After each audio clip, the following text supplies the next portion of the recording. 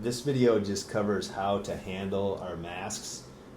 We have three different kinds of masks: the gaiters, the cloth masks, and the disposable masks. And the cloth masks and the gaiters both are types of masks that need to be washed. Our nurses are recommending that masks be washed daily.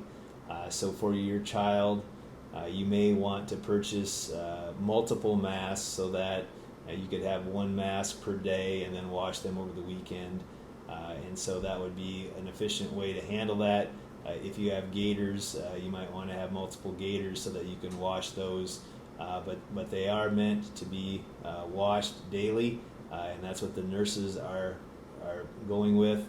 We also know that disposable masks probably can't be washed, and so you'll wear those potentially for a day, and then they would be disposed of.